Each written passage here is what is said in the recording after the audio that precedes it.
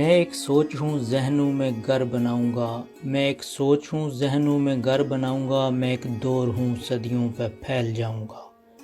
کہاں کہاں سے دباؤ گے کیسے روکو گے، کہاں کہاں سے دباؤ گے کیسے روکو گے، میں انقلاب ہوں سینوں سے پھوٹ آؤں گا۔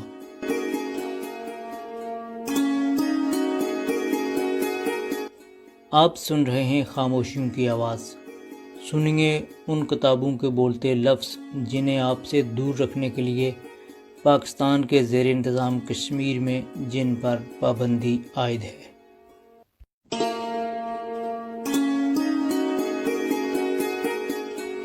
ہر صبح ایک سکھ وارڈر سوداگر سنگھ ہمارے پاس آتا اور کھانے پینے کی چیزوں کے لیے آرڈر لے جاتا۔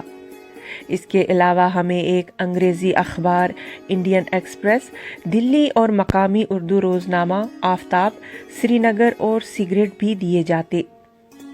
سردیوں میں جلانے اور کمرہ گرم کرنے کے لیے کوئلہ ملتا تھا۔ اس کے ساتھ ہمیں لوہے کی بنی ہوئی ایک بڑی انگیٹھی دی گئی جس میں لوہے کی سلاخیں لگی ہوئی تھی۔ بعد ازاں ان لوہے کی سلاخوں نے ہمیں فرار میں بڑی مدد دی۔ میرا نام ہے صنم شہزادی اور آپ سن رہے ہیں سری نگر جیل سے فرار کی کہانی۔ 17 اگست 1968 کو جج نے اپنا فیصلہ دیا۔ مجھے اور میر احمد کو موت کی سزا اور صوبیدار کالا خان کو عمر قید کی سزا دی گئی۔ خیال تھا کہ ہمیں علیحدہ علیحدہ کوٹھریوں میں منتقل کر دیا جائے گا، لیکن معلوم ہوا کہ سیکیورٹی کے لیے ہمیں اسی احاطے میں رکھنے کا فیصلہ کیا گیا ہے۔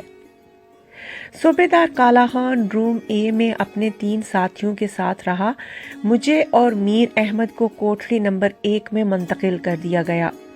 یہ کوٹری بھی زنان خانے ہی میں واقع تھی۔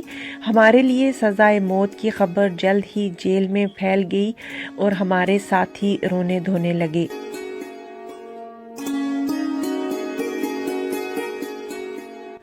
زنان خانے میں ہمارے 3 ساتھیوں نے بھی ہمیں گلے لگا کر بہت آنسو بہائے، لیکن میں نے بامشکل انہیں خاموش کرایا۔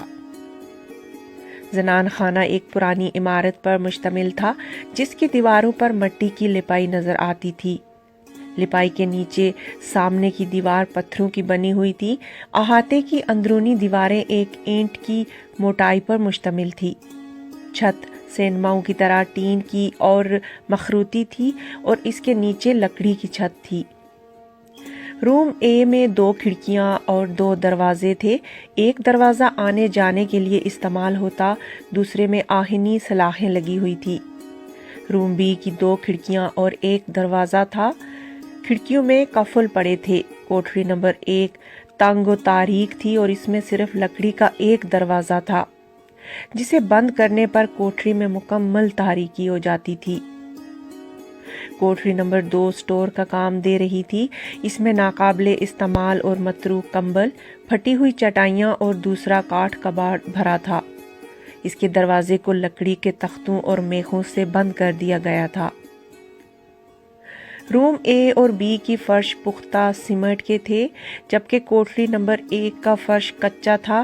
فرش اور 2 فٹ کی بلندی تک دیوار نم اور سیم زدہ تھی۔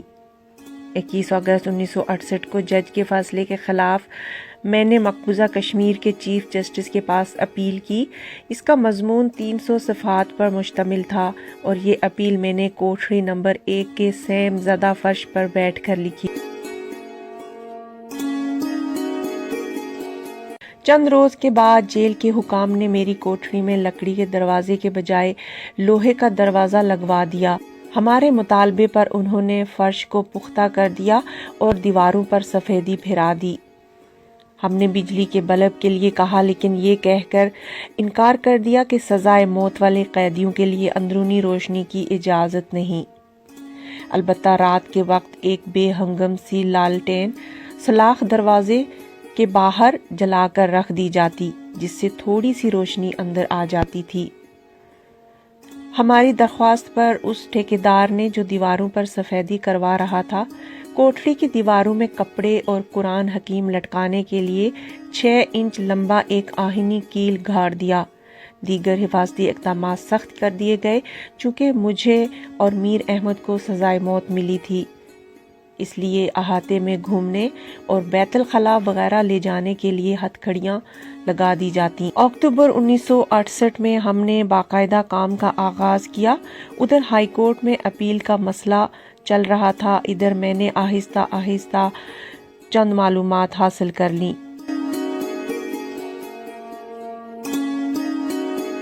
زنان خانہ جیل کی بیرونی اور بڑی دیوار سے صرف 8 فٹ کے فاصلے سے شروع ہو جاتا تھا۔ جیل کی بیرونی اور بڑی دیوار سے باہر کھیت تھے جہاں سبزیاں اگائی جاتی تھی اور بے ضرر قیدیوں کو مشقت کے لیے وہاں لے جایا جاتا تھا۔ بیرونی اور بڑی دیوار کے باہر کوئی محافظ نہ تھا۔ فرار کے لیے سردیوں کا موسم بہترین تھا۔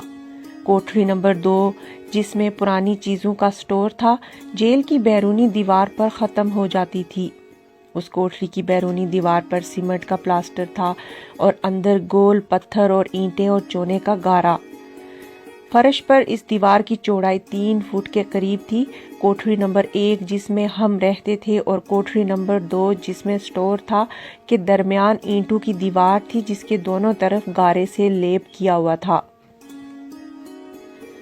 اکتوبر 1968 کے آخر میں گل زمان، جمس خان اور غلام یاسین نے جو کمرہ اے میں رہتے تھے، جیل کے حکام سے احتجاج کیا کہ وہ صوبیدار کالا خان جو ان کا فوج کا افسر ہے ہمارا کھانا پکاتے ہوئے نہیں دیکھ سکتے۔ چنانچہ اسماعیل نامی ایک مقامی کشمیری کو جس پر جیب تراشی اور چوری کے الزامات تھے ہمارے باورچی کے طور پر بھیجا گیا۔ اسماعیل سے میں نے چند معلومات حاصل کی۔ اینٹوں کی دیوار کو توڑنا نسبتاً مشکل کام ہے، پتھروں کی دیواروں میں سے ایک ایک پتھر نکالنا آسان کام ہے، اور پتھر کی دیواروں میں شگاف کرتے وقت اس مسالے کو توڑنا مشکل ہے جس سے پتھر جوڑے جاتے ہیں۔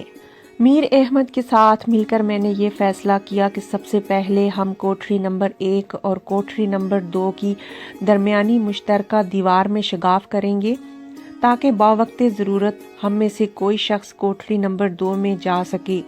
کوٹری نمبر 2 میں پرانے کمبلوں کے ڈھیر کے وسط سے گزر کر بیرونی دیوار تک پہنچا جا سکتا تھا اور اس دیوار میں شگاف ڈال کر ہم جیل سے باہر نکل سکتے تھے۔ ایزی سے آگے شیئر، ہمارے چینل یقیناً کو سبسکرائب کر دیں۔ شکریہ۔